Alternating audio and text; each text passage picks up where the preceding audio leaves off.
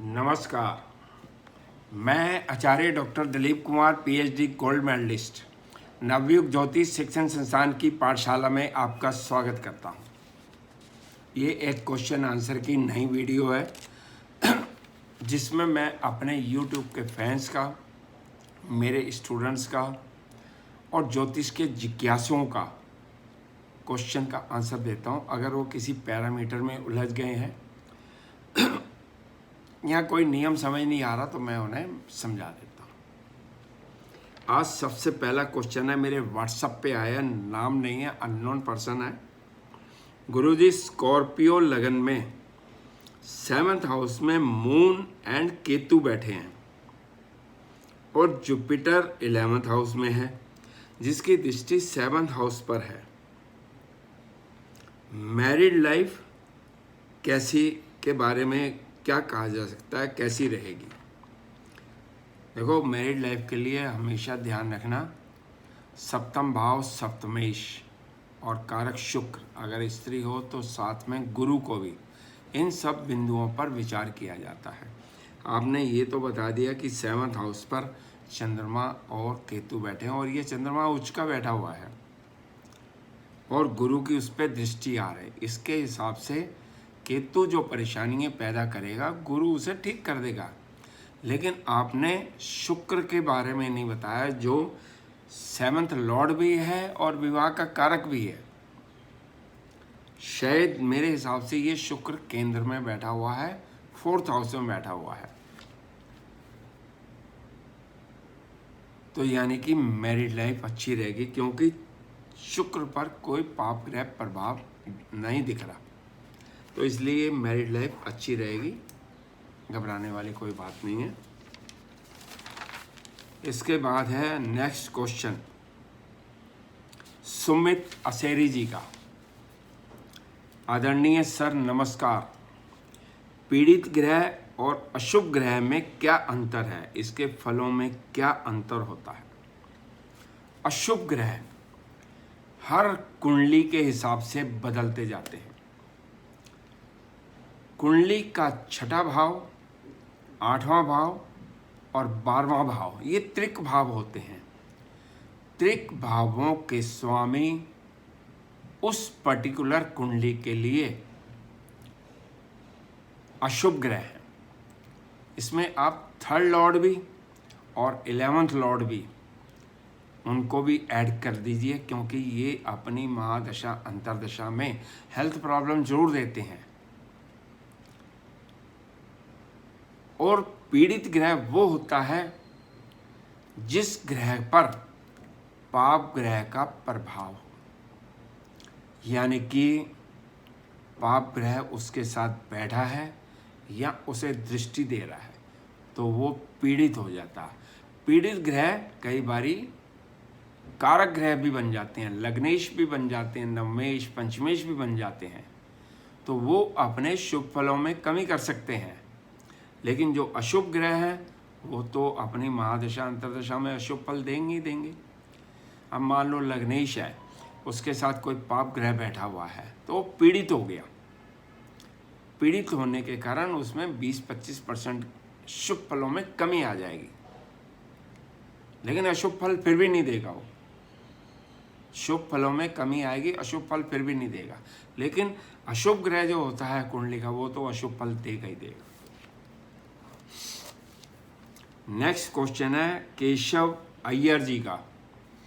यदि 6th, 8th या 12th Lord का युति केंद्र त्रिकोण के स्वामियों के साथ हो जाए तो क्या राजयोग होगा?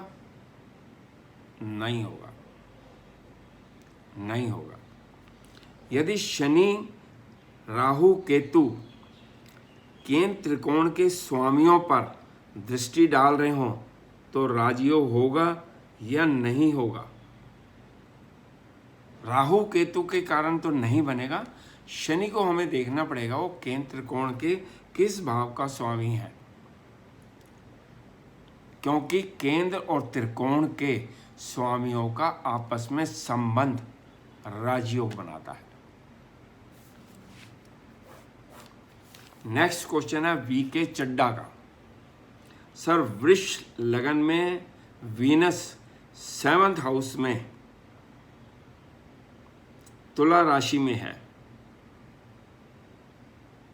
वीनस महादशा अगस्त 2020 से स्टार्ट हुई है।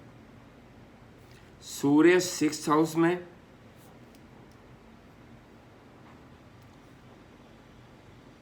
शनि 8th हाउस में। वीनस की महादशा कैसी रहेगी? वीनस आपका लग्नेश है और 7th हाउस में आपने बोला कि 7th हाउस में बैठा हुआ है और लगन को दृष्टि भी दे रहा है, ये भी एक राजी हो गए। लेकिन ये पापकत्री भी है, एक तरफ सूर्य बैठे हैं, एक तरफ शनि बैठा है। एक तरफ शनि अशुभ ग्रह है, सूर्य क्रूर ग्रह है। तो इन दोनों पाप के कारण पापकत्री होने से उसके शुभ फलों में कमी होगी। लेकिन फिर भी लग्नेश की महादशा अगर लगन को देख रहा है, राजयोग बना रहा है, तो वो आपको शुभ फल ही देगी। नेक्स्ट क्वेश्चन है नीलम शर्मा जी का।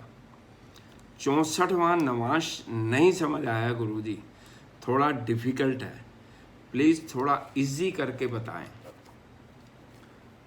आप एक बार दोबारा 64वें नमाज की वीडियो देखना, मेरी बहुत क्लियर समझाया गया है।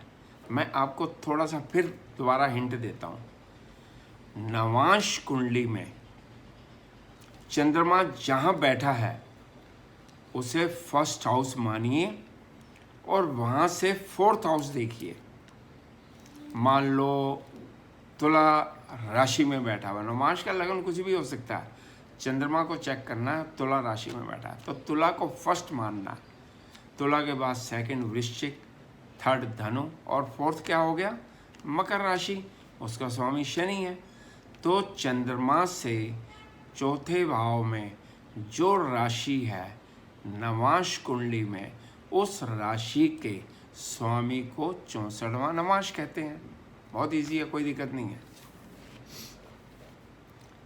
नेक्स्ट क्वेश्चन है संगीता रलन जी का। प्रणाम गुरुजी।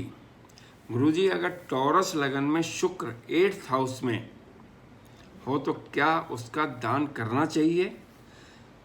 लग्नेश को स्ट्रॉन्ग करने के लिए क्या करें कि उसका फल अच्छा हो?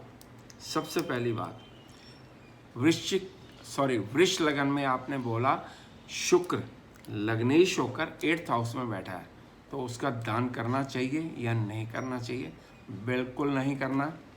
लग्नेश का, नवमेश का, पंचमेश का और सप्तमेश का दान कभी नहीं करते। उच्च के ग्रहों का, स्वराशि के ग्रहों का दान कभी नहीं करते। तो आपको वृष लगन के स्वामी शुक्र 8वें भाव में बैठा तब भी उसका दान नहीं करना। अब आपने दूसरा क्वेश्चन पूछा कि उसे स्ट्रॉन्ग कैसे किया जाए। आपको लग्नेश का रतन, डायमंड या ओपल धारण करना है और डेली एक माला शुक्र की जाप कीजिए, मंत्रों का जाप कीजिए, आपका लग्नेश शुक्र स्ट्रांग हो जाएगा। नेक्स्ट क्वेश्चन है राघवीर सिंह जी का। शुक्र शनि की यूटी वीडियो देखकर उन्होंने बोला है मेष राशि में शुक्र शनि की युति हो तो क्या शनि का नीच भंग हो जाएगा? फिर अशुभ प्रभाव कैसे देगा? आप मेरी नीच भंग की वीडियो जरूर देखिए। मेष राशि में शनि नीच का हुआ है, शुक्र के साथ बैठने से नीच भंग कैसे होगा? आप बताइए कैसे होगा? ना वो उस राशि का स्वामी है। मंगल अगर साथ में बैठे, मंगल उसे दृष्टि दे दे तो नीच भंग होगा। शुक्र के साथ शनि बैठा हो तो शनि का नीच भंग नहीं हो सकता। नेक्स्ट क्वेश्चन है देवा स्मिता सतपति जी का। गुरुजी प्रणाम। मेष लगन में 6th हाउस में रेट्रो मार्स एंड सैटर्न दोनों वक्री हैं। 12th हाउस में शुक्र है, 7th हाउस में 12th लॉर्ड गुरु है, तो 7वें और 12वें भाव के स्वामी का राशि परिवर्तन हो गया। ये बहुत अशुभ है, ये दैन्य योग है। जब भी शुभ भावों के स्वामी और 6, 8, 12 के स्वामियों से राशि परिवर्तन होता है तो इसे दैन्य योग कहते हैं। और इसमें जो शुभ भाव इन्वॉल्व होता है उस भाव से संबंधित सभी शुभ फलों में कमी हो जाएगी। अब आपने बोला जी शुक्र की महादशा कैसी रहेगी? शुक्र की महादशा बहुत खराब रहेगी, बहुत खराब रहेगी। मैरिड लाइफ डिस्टर्ब होने के भी पूरे चांस है, हेल्थ खराब होने की भी संभावना है, और थोड़ा सा ध्यान भटक सकता है। थोड़ा ध्यान रखिए, प्रिकॉशन लीजिए। नमस्कार।